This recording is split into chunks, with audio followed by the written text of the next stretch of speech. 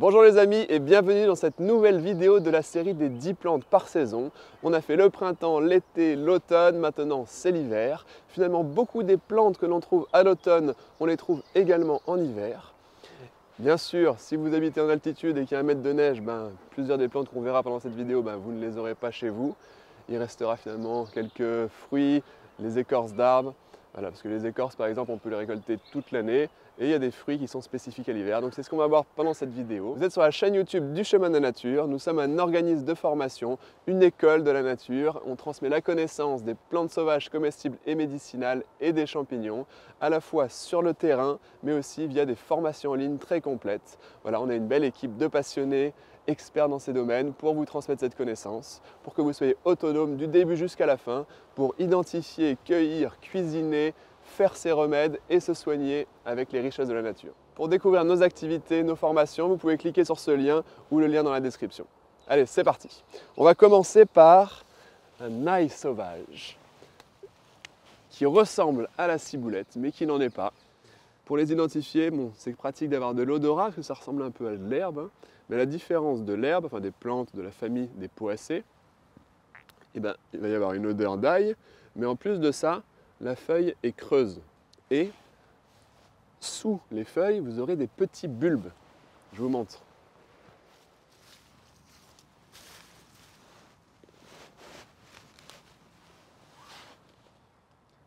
Comme vous voyez, c'est tout jeune. On a des toutes jeunes pousses donc qui commencent à pousser fin de l'automne, début d'hiver. Et on va en trouver tout l'hiver. Après, au printemps, il va y avoir les fleurs, puis les fruits. Donc tout se consomme dans les ails. Le bulbe, les feuilles, les fleurs et les fruits. Tout a un goût un peu puissant, un peu piquant, très sympa. Donc ça rappelle finalement la ciboulette. Donc les plus communes de ces plantes, de ces ails, sont l'ail des vignes et l'ail maraîcher. Ça veut dire que ça a été cultivé un jour quand ça s'appelle comme ça. Voilà, pour les différencier, c'est pas si facile, surtout à ce stade. Et c'est pas très important finalement. Donc si ça ressemble à de la ciboulette, que ça sent l'ail, soyez tranquille, c'est de l'ail. Donc là c'est tout jeune, mais ça peut être beaucoup plus dense. On peut avoir des touffes beaucoup plus grosses avec des bulbes aussi 3 à 4 fois plus gros. Ça restera la même espèce, c'est une question juste de maturité. À pas confondre avec l'ail des ours, qui n'a rien à voir. Les feuilles vont être beaucoup plus larges. Bon, ce qu'il y a en commun, c'est que les nervures sont parallèles et qu'il y a des bulbes, mais ça ne va pas être les mêmes bulbes non plus. Donc l'ail des ours, ça pourrait faire partie des plantes d'hiver, finalement, de la vidéo, sauf que ça va commencer à sortir vraiment vers la fin de l'hiver. On commence à apercevoir des feuilles qui sortent vers mi-février, en tout cas en région parisienne. Encore une fois, ça dépend des régions.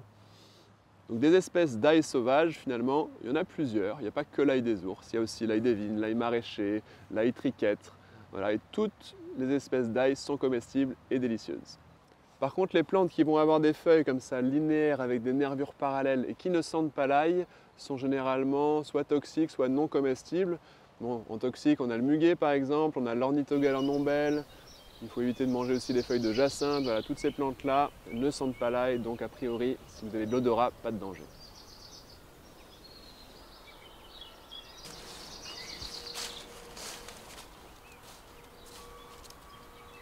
Le masseron, Smyrnium olusatrum, de la famille de la carotte, qui est la famille des apiacées, qui va avoir, comme toutes les plantes de la famille des apiacées, des feuilles composées de plusieurs parties. Là, on voit que les segments sont assez larges, sont assez gros, ce qui permettra de ne pas confondre le masseron avec les 4 mortels de la famille des apiacées, qui sont la grande ciguë, la petite ciguë, la ciguë vireuse et le nante safrané, qui ont un point commun, c'est d'avoir des segments très finement découpés et de ne pas avoir de poils. Ça pourrait éventuellement être une confusion parce que le masseron n'a pas de poils, mais rappelez-vous, les gros segments. Bon, on trouve quelques poils si on cherche bien sur le masseron, mais globalement, il y en a très très peu. Alors c'est une plante qui a été cultivée comme légume. Il semblerait que ce soit encore cultivé par endroits pour ses jeunes pousses et surtout pour sa racine. Un énorme pivot, une racine noire, et tout est très aromatique dans cette plante, j'adore. Mais à noter qu'il y a quand même une amertume, donc il faut gérer pour que ce ne soit pas trop amer. Donc ça, c'est une plante qui va aromatiser les plats, avec laquelle vous pouvez faire des soupes, l'utiliser comme condiment aussi. Et Moi j'aime bien faire mijoter avec des fruits de saison et ajouter un petit filet de citron à la fin parce que l'acidité et le sucre vont permettre de diminuer l'amertume. J'en fais des pestos aussi, ou tout simplement hacher les feuilles, revenir à la poêle avec de l'huile, ça devient un peu crispy, ça fait un bon apéro comme des chips quoi. On peut utiliser aussi les fruits. Les fruits secs, bien noirs, par deux, hein, comme toutes les plantes de la famille des Apiacées, il va y avoir des diakènes, c'est-à-dire deux petits fruits secs. Et là, ils sont bien noirs et ils ont 3 côtes saillantes. Donc, assez typique, facile à identifier, difficile de se tromper. Le masseron se trouve surtout sur le littoral méditerranéen et atlantique, mais on le trouve aussi notamment en région parisienne.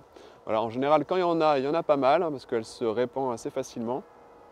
Et puis voilà, c'est très bon, c'est à connaître. Ça pourrait être confondu avec l'angélique des bois, qui est utilisable aussi, hein, qui se consomme. Mais l'angélique des bois aura des fleurs blanches, rosées, aura des fruits totalement différents. Et lorsqu'on a senti le masseron une fois, on s'en souvient, ça a une odeur bien puissante, bien agréable, qui est différente de celle de l'angélique. Donc l'idéal c'est d'avoir senti les deux, de les voir côte à côte. La bonne pluie d'hiver, ça rafraîchit. Et après on ne se trompe plus. Les fruits peuvent être utilisés comme du poivre, on peut le mettre dans le moulin à poivre et aromatiser. Ça rappelle le poivre, quoi. En plus avec des arômes différents. C'est moins piquant bien sûr, mais très sympa pour aromatiser. C'est une plante qui a été utilisée aussi pour ses propriétés digestives, notamment racines et fruits. Impossible en hiver de ne pas parler de l'églantier et de son délicieux cynorrhodon. Alors ça c'est un cynorrhodon. Tous les rosiers font des cynorrhodons, c'est-à-dire des faux fruits. Pourquoi faux fruits? Parce que les vrais fruits sont à l'intérieur, donc les fameux petits fruits secs recouverts de poils, les poils à gratter. Pourquoi poils à gratter? Parce qu'ils sont très fins, très durs, ils rentrent sous la peau et ça démange. Donc quand vous enlevez les petits fruits secs à l'intérieur, si vous avez des petits poils sur les doigts et qu'ensuite vous vous touchez, attention, ça gratte. Sachez qu'il n'y a pas de toxicité chez les rosiers, donc potentiellement tous les cynorrhodons peuvent être consommés, mais ils ne sont pas forcément bons. Le plus connu c'est le rosier sauvage, Rosa canina l'églantier. On peut en manger d'autres, mais certains n'ont pas de saveur, vont être fades ou pas sucrés ou pas acidulés, donc voilà, pas vraiment d'intérêt. Mais pas de danger non plus. On peut utiliser aussi les roses, donc les petites fleurs d'églantier qui sont là plutôt vers le mois de juin et qui vont avoir un parfum subtil de rose, donc très sympa pour faire des sirops notamment. Il faut infuser à feu très doux, il faut que ça frémisse à peine. On éteint le feu, on met les pétales, on laisse infuser à couvert bien sûr. On filtre, on met du sucre, le moins goûtu possible vu que c'est subtil. Donc un sucre relativement blanc, un peu de bio, un sucre blond par exemple. Et ça fait un délicieux sirop. On se régale. On a l'impression de manger une confiture. Ensuite, moi je pousse par en dessous. Comme ça, je sors les fameux petits fruits secs recouverts de poils qu'on appelle les poils à gratter. Je les enlève et je mange encore cette peau avec de la pulpe dedans. Pas de gâchis. J'aurais même pu garder les petits fruits secs, soit le cynorrhodon entier, soit garder les petits fruits secs dans une petite boîte, parce que dans les fruits secs, sachez qu'il y a des bons lipides, des oméga 3. Très intéressant, déjà parce que c'est calorique, c'est bon pour la santé, mais ça peut aussi être utilisé en local. L'huile de rose musquée du Chili a les mêmes vertus que l'huile de Rosa canina, donc de l'églantier. C'est-à-dire que c'est intéressant pour la peau, pour nourrir la peau et faire de la prévention. Pour faire de la confiture, moi je me prends surtout pas la tête à enlever tous les fruits secs. Je mixe les cynorrhodons entiers avec de l'eau, je passe ça à la passoire fine, ça donne une sorte de smoothie, je mets du sucre, je fais cuire, je fais bouillir, et ensuite c'est bon, la confiture est prête. On peut aussi faire des sirops. On peut aussi faire des sirops avec les cynorrhodons frais, mais aussi séchés. Et des infusions finalement. Des infusions sympas d'hiver à offrir d'ailleurs. Sympa parce que ça fait de la couleur rouge dans l'infusion. On peut mettre d'autres plantes et utiliser pour le plaisir. Parce que la vitamine C dans les infusions, il y en aura quand même beaucoup moins que si c'est consommé comme ça cru, frais.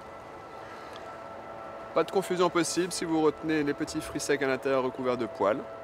Et le fait que ce soit un arbrisseau avec plusieurs rameaux dès la base avec les aiguilles. Voilà, on est parti pour la prochaine plante. le lierre grimpant qui, comme son nom l'indique, grimpe sur des supports, mais n'est pas parasite, c'est-à-dire que ses racines ne vont pas entrer dans l'arbre et ne vont pas se nourrir de l'arbre.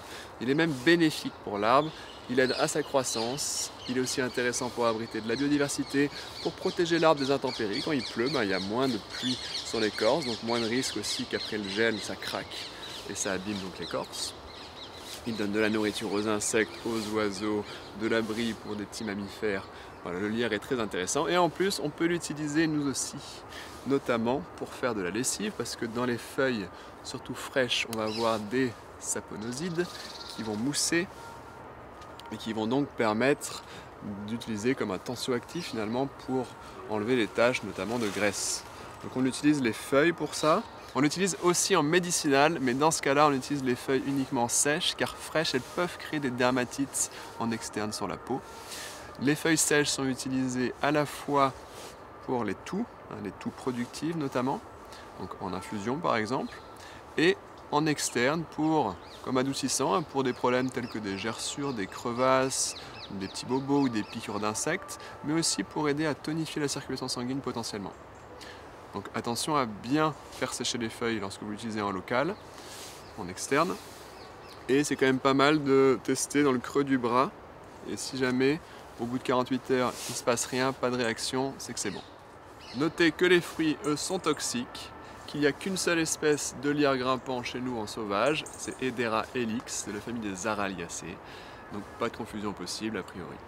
Voilà, on passe à la prochaine, c'est parti!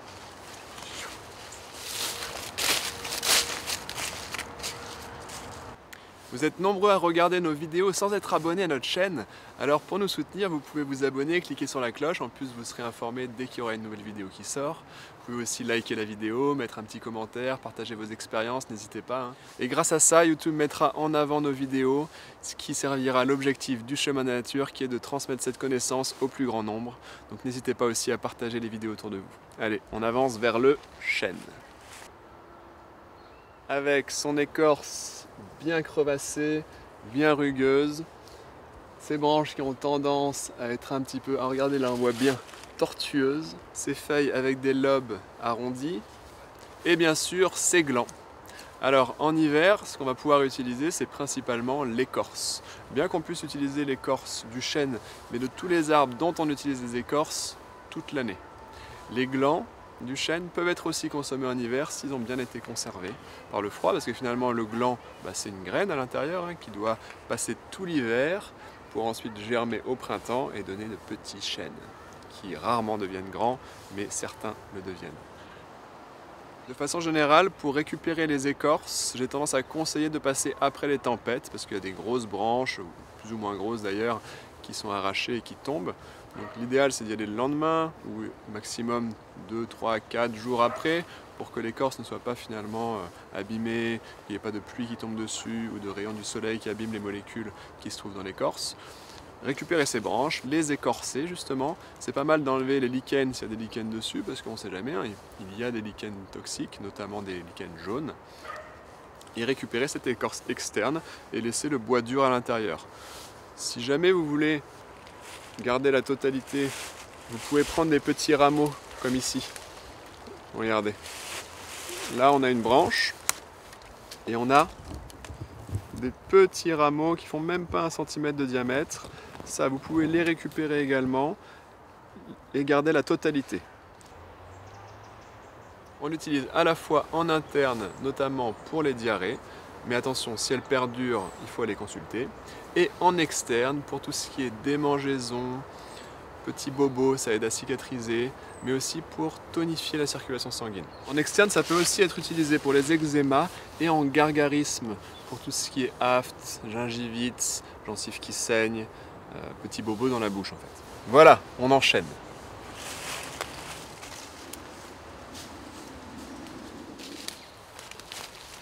Et me voici avec le fragon petit hou, Ruscus aculeatus.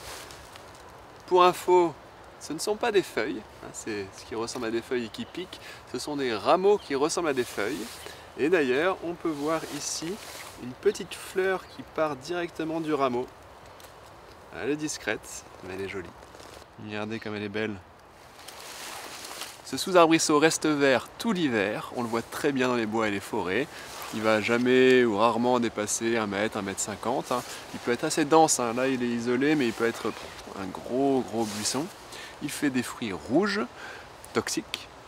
Ce qui n'est pas toxique, c'est son jeune rameau qui sort tout jeune, tout tendre au printemps, donc pas en hiver. Par contre, en hiver, c'est optimal pour les parties souterraines qui sont utilisées pour tout ce qui est problème de circulation sanguine. Ça va être vasoconstricteur, ça va tonifier la circulation sanguine. Donc c'est un usage externe uniquement, donc à la fois sur les jambes si ça va être des problèmes de circulation sanguine au niveau des jambes, ou alors si c'est un problème d'hémorroïdes, à appliquer en local sur les hémorroïdes.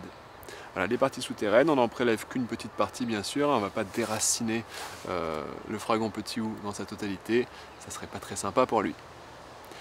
Voilà pour ce petit sous-arbrisseau très sympathique, un des plus connus pour la circulation. Et me voici avec le pin sylvestre, Pinus sylvestris, un conifère, qui va avoir des aiguilles, regardez, rassemblées par deux. On voit qu'elles sont rassemblées par deux à la base. Les pins ont des aiguilles rassemblées par deux, parfois par quatre. Les aiguilles de pin sylvestre vont être assez courtes, hein, c'est relatif, mais 7, 10 cm environ. Elles vont être vrillées. Son écorce très typique est ocre orangé. Ses cônes sont plutôt petits. Encore une fois, c'est relatif, mais c'est un petit cône d'environ 5 à 10 cm également. Donc là, c'est un jeune cône, enfin, pas totalement à maturité, hein. C'est-à-dire que les graines à l'intérieur ne sont pas encore à maturité. Mais on peut trouver des cônes encore plus jeunes. Regardez, ça c'est le cône de l'année. Tout jeune.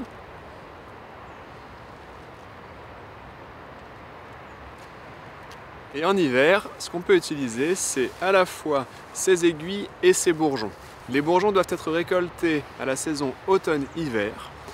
Généralement, on conseille de prendre les bourgeons latéraux, ce qui demandera moins d'énergie à l'arbre pour finalement croître en longueur et que le rameau grandisse dans sa longueur.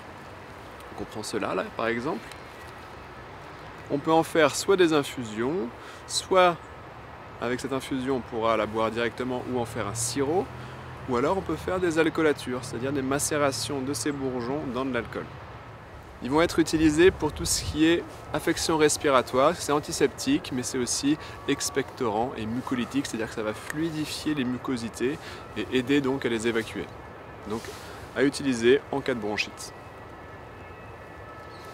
On peut aussi utiliser les bourgeons et les aiguilles pour faire des infusions plaisir, pour aromatiser des huiles, pour aromatiser des sauces. Voilà, ça apporte un côté un peu résineux, acidulé, un peu agrume, qui rappelle, je trouve, le romarin et les zestes d'agrumes.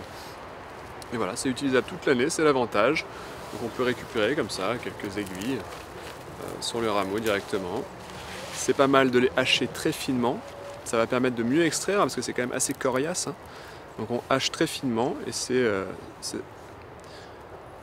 et ensuite on les infuse. Pareil pour les bourgeons, c'est pas mal de les écraser ou de les hacher finement avant de les infuser. Ça permettra de mieux extraire. On peut éventuellement confondre le pin sylvestre avec le pin noir. Le pin noir aura des aiguilles un peu plus longues, moins torsadées et aura une écorce plutôt grise, un non orangé comme le pin sylvestre. Et des cônes un peu plus grands, mais de toute façon ils s'utilisent de la même manière. On peut utiliser les bourgeons latéraux et les aiguilles. Alors en hiver, c'est également une saison optimale pour les racines. Souvent on entend dire que la saison optimale pour les racines c'est l'automne parce que la plante est concentrée dans ses racines, elle n'est plus concentrée dans sa floraison, dans sa fructification. Mais finalement, les plantes que l'on trouve à l'automne pour leurs racines se trouvent également présentes en hiver. Bon, c'est vrai que s'il gèle ou s'il y a de la neige, c'est moins pratique, mais si ce n'est pas le cas, c'est bien pratique aussi en hiver. Alors, je suis avec la consoude officinale, Symphytum officinale, une plante de la famille des Borraginacées, la famille de la bourrache. Alors, pour l'identifier, si on regarde que la feuille, vous pouvez noter que les poils sont rêches, on entend. Ils sont assez rêches et la feuille colle aux vêtements, bien sûr aux vêtements non synthétiques. Si vous mettez ça sur un kawaii, ça ne marchera pas. Et lorsqu'on a encore la tige, vous voyez là en plein hiver, on a encore la tige, et ben on voit que les tiges sont dites ailées. C'est-à-dire que les feuilles continuent un petit peu sur la tige, ça donne l'impression que c'est ailé et ça va jusqu'à la feuille d'en dessous, cette aile. Voilà, bien sûr, quand c'est en fleurs, il y a encore d'autres caractères, mais en hiver, c'est rare de la voir en fleurs. Alors, ce qu'on utilise dans la consoude, c'est ces parties souterraines, qui sont des rhizomes, des racines rhizomateuses noires, un peu gluantes parce qu'elles contiennent beaucoup de mucilage. Donc si on les casse, on sentira ce côté un peu collant et gluant, qui glisse. Donc noire, gluante, assez imposante, assez grosse. Et donc c'est optimal pour ses propriétés médicinales automne-hiver, parce que c'est là qu'il y a le plus de molécules actives dans les racines. C'est utilisé en baume, en macérat huileux ou en décoction à appliquer en externe uniquement et sur une période assez courte, on parle de 10 jours maximum, parce que dans la consoude, mais surtout dans ses racines, encore plus, il y a des molécules toxiques qu'on appelle des alcaloïdes pyrrolizidiniques. Donc, on fait un macérat huileux avec les racines en les coupant en petits morceaux, on les fait sécher, on les met dans l'huile, on passe au bain-marie, ensuite on filtre. Et puis c'est ça qu'on va appliquer en externe pour des problèmes type hématome, eczéma, petits bobos, petites plaies non ouvertes. Voilà, ça aide à régénérer la peau, à adoucir aussi les petites cicatrices, finalement pour aider à régénérer les tissus en général. Ça peut aussi être des coups, des douleurs de tendons, de muscles, des foulures, etc. Donc la consoude, elle consolide, elle soude, elle aide à régénérer les tissus. On pourrait éventuellement la confondre avec d'autres plantes, mais si vous retenez qu'elle s'accroche, normalement pas de danger, mais pensez quand même à la digitale qui lui ressemble pas mal, qui a des poils plus doux et qui ne s'accroche pas. Et bien sûr quand c'est en fleurs, c'est très différent, les fleurs sont beaucoup plus grosses.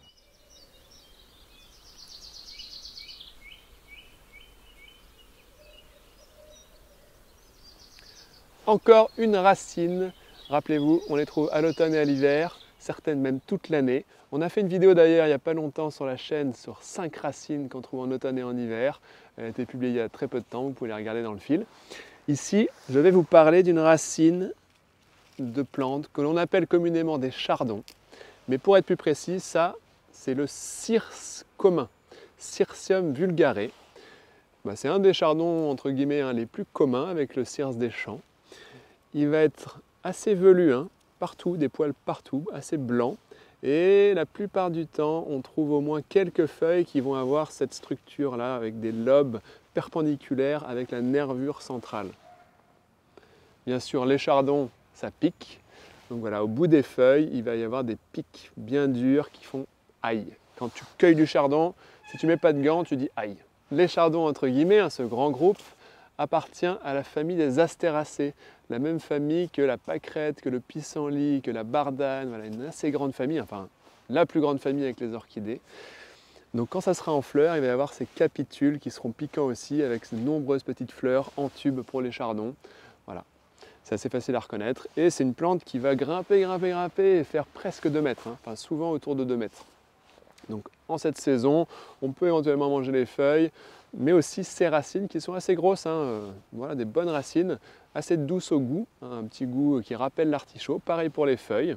Donc pour en profiter bien sûr, vu que ça pique concernant les feuilles, il faut les cuire et ensuite les mixer, par exemple pour faire un velouté, une bonne soupe. Et pour les racines, pas de problème, ça pique pas, donc vous pouvez les faire comme vous voulez, à la poêle, même cru, ou en soupe, ou rôti au four, voilà, différentes façons. C'est pas le chardon-marie, c'est le cirse commun, donc pas de propriété médicinale. Le seul chardon connu pour avoir des propriétés médicinales, c'est le chardon-marie. Et on utilise ces petits fruits secs qui se trouvent dans l'ancienne inflorescence, qui va être finalement fécondée. Et ensuite, ça va se transformer en petits fruits secs à l'intérieur et c'est ça qui est utilisé. Voilà, voilà, on est parti.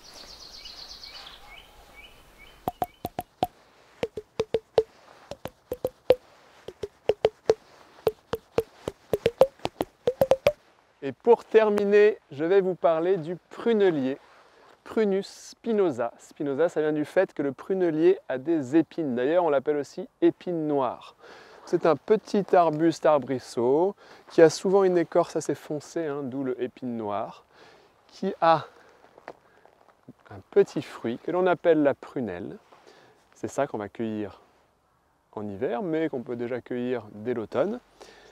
La taille de la prunelle est importante, hein, environ 1 cm, et par-dessus, il y a de la pruine, une espèce de poudre blanche qui est en fait une sorte de cire, hein, qui protège la prunelle, qu'on peut enlever avec le doigt. Et quand on enlève la pruine, ben c'est assez noir, hein, c'est assez foncé. Les prunelles sont meilleures après les gelées parce qu'elles perdent des tanins. Elles perdent donc de l'astringence et de l'âpreté, hein, ce côté asséchant de la bouche que je suis en train de vivre. Malgré tout, hein, malgré le fait qu'on soit en hiver, c'est souvent encore un peu âpre, mais moins qu'à l'automne. On peut aussi, pour diminuer cette âpreté, d'ailleurs c'est ce qu'on fait traditionnellement, hein, c'est qu'on les prépare. On va soit faire des sirops, soit faire des confitures, soit les faire lacto-fermenter en suivant la recette de l'umeboshi, une recette japonaise. On peut faire d'autres recettes, hein, mais celle-là je la trouve excellente. C'est en gros mélanger les prunelles avec 200 g de sucre pour 1 kg de prunelles. Laisser l'eau recouvrir, hein, si ça ne recouvre pas, après les laisser reposer, vous rajoutez un tout petit peu d'eau et vous attendez. Mais regardez bien la recette umeboshi. C'est très très bon, c'est très aromatique et ça permet d'utiliser comme un condiment ensuite, parce que sinon c'est trop salé. On peut aussi faire des sirops, j'ai dit, mais dans ces cas-là, c'est bien d'écraser la prunelle, parce que dans le noyau, il y a une petite amande, une petite graine, qui va contenir des parfums d'amande amère. Donc ça veut dire que dans le prunelier, à la fois dans la graine, mais aussi dans les fleurs ou dans les feuilles, il y a ce parfum d'amande amère qui est lié à l'acide cyanhydrique. Donc ça veut dire aussi qu'il ne faut pas en abuser. Quand il y a un parfum d'amande amère dans une plante, déjà on se renseigne si elle est utilisée traditionnellement pour savoir si on peut l'utiliser, et ensuite avec modération, vraiment avec modération. C'est-à-dire que voilà, un petit sirop de temps en temps, ou un petit peu de confiture de temps en temps. Notez que dans la chair de la prunelle, il n'y a pas d'acide cyanhydrique, donc la confiture, vous pouvez y aller sans souci, mais quand même attention au sucre. Et concernant l'acide cyanhydrique, c'est le sirop fait à partir des fruits écrasés qui en contient, ou encore le sirop fait à partir des fleurs ou des jeunes pousses. En gros, il y a de l'acide cyanhydrique dans ces 3 parties. Donc avec modération. On peut faire des liqueurs aussi, il y en a une qui s'appelle la trousse-pinette. Voilà. Et pareil avec modération, à la fois à cause de l'acide cyanhydrique et de l'alcool. Voilà pour le prunelier, hein. Donc on a dit les épines. Ah oui, c'est aussi un arbuste d'arbrisseau qui va fleurir vers la fin de l'hiver et il fleurit avant que les feuilles ne sortent. C'est très beau, hein, vers la fin de l'hiver, vers le mois de février, on commence à avoir des boules blanches dans la nature. Et bien, si vous voyez ça, ce sont les pruneliers. Voilà chers amis pour cette vidéo sur 10 plantes que l'on trouve en hiver. Je vous rappelle que l'on organise des balades, des stages, des formations sur le terrain toute l'année, même en hiver, parce que comme vous voyez, on trouve plein de choses. On est principalement en région parisienne, mais on a l'objectif de se trouver dans d'autres endroits de France, peut-être Belgique, Suisse, le plus vite possible, on l'espère. On propose également de super formations en ligne. Si vous voulez avoir le programme, vous pouvez cliquer sur le lien dans la description. Et puis si vous avez apprécié la vidéo et que vous voulez nous soutenir, merci de mettre un petit j'aime, un commentaire et à la partager autour de vous. Ciao, ciao!